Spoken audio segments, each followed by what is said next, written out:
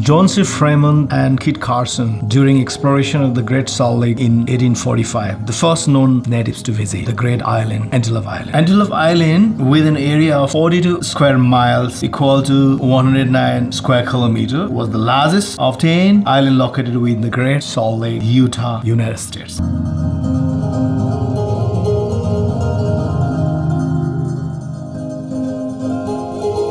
Buffalo Point of Utah State Park. It provides 360-degree panoramic views of Antelope Island, picnic area, and Great Salt Lake.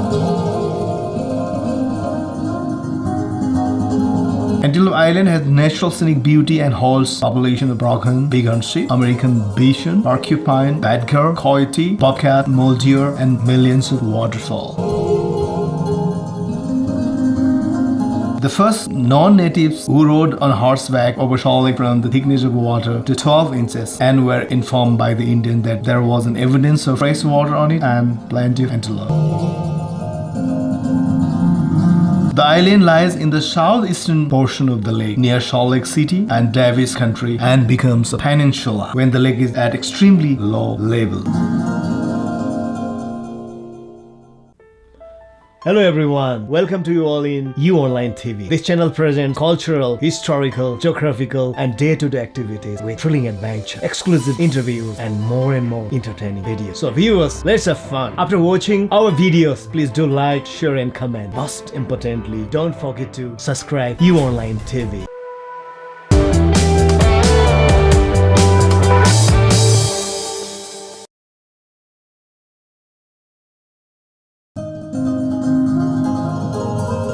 U-Online TV has made visit to the Fielding GARR Range on August 28, 2018. The Fielding GARR Range is a range located on the southeastern portion of Antelope Island State Park in the Great Salt Lake, Utah, United States, and is part of the United States Park System. Range established 1848 on Antelope Island. The Fielding GARR Range is located at GARR Springs, which is one of the strongest and most consistent springs of the 14 known springs on Antelope Island. Though even this spring has shown some signs of drying up in recent years, the range is one of the oldest working ranging operations in the United States in Western part. The Fielding GARR Ranch had Blacksmith shop. You can see it in the screen. Like all the ranches around the West, the GARR Ranch had need for a small blacksmith shop, originally built in 1880s. The shop allowed only ranchers to make various tools and repair them as needed. Branding irons, tongs, gate latches, hinges, and repairs of all kinds. And the important function of the blacksmith shop was farrier work, the shoeing of the horses. On the north wall of the blacksmith shop, you can see a horseshoes in its different states of creation. The ranch was initially established in 1848, the year after the first Mormon pioneers came into the Salt Lake Valley. Fielding GARR, a widow with 9 children, was sent by the Church of Jesus Christ of Latter-day Saints, LDS Church, to live on Antelope Island, established a ranch to manage the church's teething herds of cattle and sheep. The first building was an adobe house built in 1848 by pioneers of European descent, and it is still in existence as the oldest building in Utah that still remains on its original foundation. The Antelope Ranch house was continuously inhabited thereafter until 1981, when the state of Utah preferred to set up Antelope Island as a Utah State Park. At various times, other people tried to live on the island, but the harsh conditions, isolation, and a lack of fresh water made it very difficult. History of the GARR Ranch. Overview of the Fielding GARR Ranch. Thousands of years ago, the area's native people inhabited Antelope Island. Some of their prehistoric artifacts have been found at the ranch. In modern times, the ranch house is the oldest Anglo building still standing on its original foundation in Utah. Fielding GARR Range is located at GARR Spring. Indigenous people and wildlife used this water source long before Fielding GARR built in the ranch. The first permanent structure at this site was a small log cabin built in 1848 by Fielding GARR. GARR had been assigned by the Mormon Church to establish the ranch on the island as a stronghold for managing the Charles Hitting herds.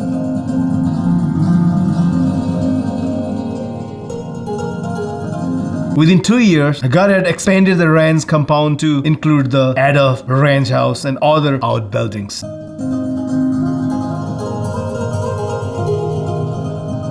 The ranch was continually inhabited from the time until 1981.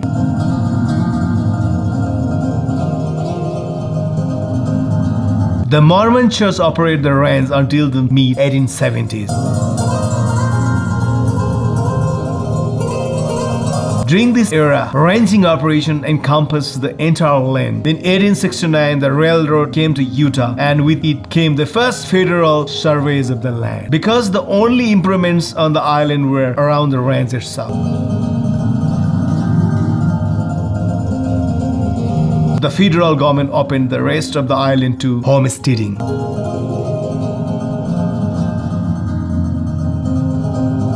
By the turn of the century, most of the homesteaders had failed to prove their claims. John Dolly Asher, an enterprising businessman and rancher, purchased the entire island at a price of $1 million, and it became the home of his island improvement company. The ranching operation continued uninterrupted through several owners. Just after the turn of the century, the focus of the ranch turned to sheep. Under the direction of John Dolly Jr., the sheep operation expanded to more than 10,000 sheep to become one of the largest and most industrialized ranching efforts in the western United States.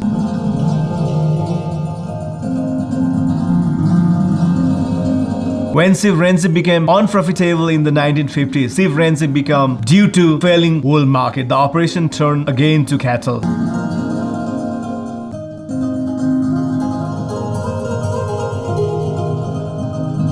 The island ranch continued to function as part of the largest commercial cattle operation in the state until the island became a state park in 1981.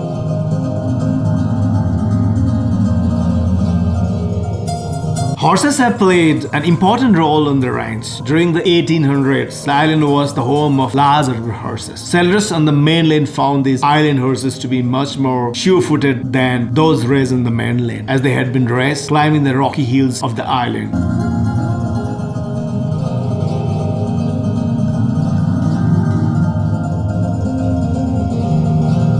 At this time, horses were only source of power for most farm equipment. Even these days, the visitors can ride in the horse and make a trip on Antelope Island, having wonderful views.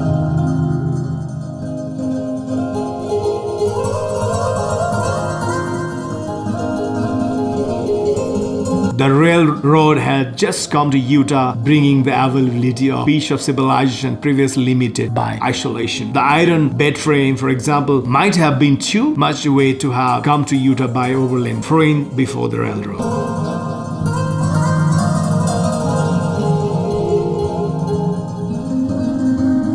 Even the Fielding GARR ranch provides horsewing apparatus. Farriers using this device to prevent themselves from being injured by the kicking of stubborn horse while mounting and repairing horsewood.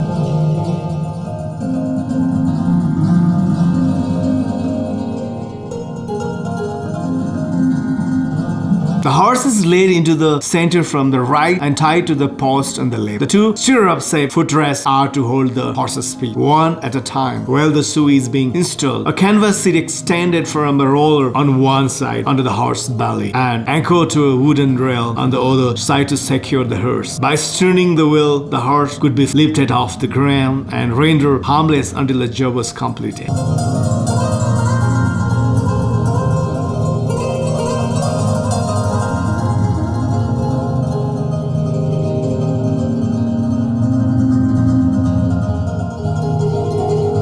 Antelope Island didn't have electricity until the early 1950s. The trucks and all the farm equipment could not be power lifted on a hoist to repair or service. The only choice left was to leave the vehicle on the ground and dig a pit beneath it. What you see here is a trans with easy access and wooden runners on each side to conveniently park a vehicle atop the peak. From this position, a mechanic could easily change oil, align the string, or perform all the needed maintenance on the range trucks and tractors. We have such machineries in the Fildinger range right now, you can see.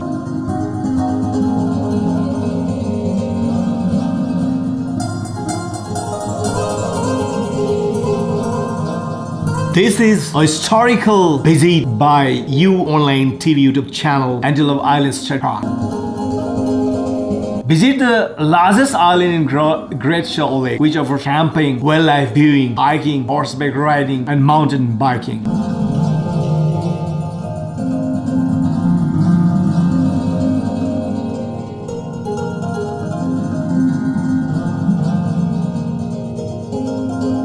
In 1893, John Dolly and William Glassman imported 12 American bison to the island. Buffalo, in America it's called American bison, were becoming extinct over much of their range at the time, and he felt that their novelty value was high enough that he could range them and charge people to own them. The ranch remained under the control of the LDS Church until 1870, when it was purchased by John Dolly. Asher Dolly lived on the island and set up the Island Improvement Company to provide cattle and shipping ranching. At one point, the island supported a population of 10,000 sheep, and it was one of the largest sheep ranches in the United States. Ranching continued until 1981, when Antelope Island State Park was established. The cattle and sheep were removed, and the island park was created to protect the wildlife and allow park visitors to enjoy the scenic beauty and to camp, boat, and visit the beaches of the Great Salt Lake Valley. Sheep camp. This wagon called a sheep camp played an important part in sheep ranching in the West. The sheep camp traveled with the horse from summer range to winter range. This wagon carried the horse, bed, and personal items, as well as food and cooking utensils.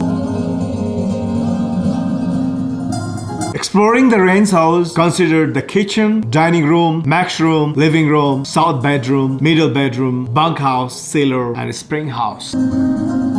The kitchen. This room is furnished as it might have appeared in 1973. At the time, the Exclusive Land and Cattle Company had just purchased the ranch operation. The island operation was smaller than during previous years. Most of the time, there were only two people, Lester and John Hunt, living on the ranch. For this reason, the kitchen resembles most other kitchens of the time, with a propane gas oven, range, and amenities such as gas, electricity, running hot water appliances, etc. The dining room. During the 1940s, the room was the center of social activity at the ranch. During the wheat harvest, more than a dozen ranch hands sat on the table for 3 meals a day. After evening meals, family members and ranch had played Monopoly or gambled for matchsticks in a light-hearted game of poker. Although the ranch manager, Mr. Howard, went to town for supplies once or twice a month, the radio was an important source of information for those who stayed on the island. While the ranch hands might have focused on chorus around the ranch during the day, each evening the battery-powered radio brought disturbing news of World War II. The Max room. This room was served as a bedroom to several young boys over the years. Contemporary with the dining room in the 1940s, the ranch manager's 12-year-old son Max used this room. Unlike his more urban counterparts, Max worked long days with the other ranch hands, earning $1 a day. World War II had a limited impact on Max's concern life as he focused on getting enough playtime in the evening after working on a hay regular day. The bunkhouse is one of the oldest architectural elements of the ranch. Unprotected adobe blocks were quickly in wet weather, and as a result, the outside of the bunkhouse was refaced with concrete block in the early 1940s. Here is furnished as it might have been in the 1960s. The cellar. The various owners of the ranch use this cellar in different ways depending on the needs of their ranching operation. Some families use this as a cold storage room for sides of beef or pork, as well as perishable dairy products. Other families use it simply as a pantry, stocking the shelf with canned goods. Deep tank. Most of the time, the hordes of sheep and cattle were out grazing on the parts of the island. However, once or twice a year, ranch hands herded the sheep and cattle to the ranch to perform tasks that kept the herd healthy and profitable. Antelope Island is home for free roaming horse exhibition and one of the wonderful places you ever visit. So dear viewers, after watching our channel, please do like, share and comment. And most importantly, don't forget to subscribe our channel. Please watch You Online TV and have a lot of information. Thank you. Have a great time.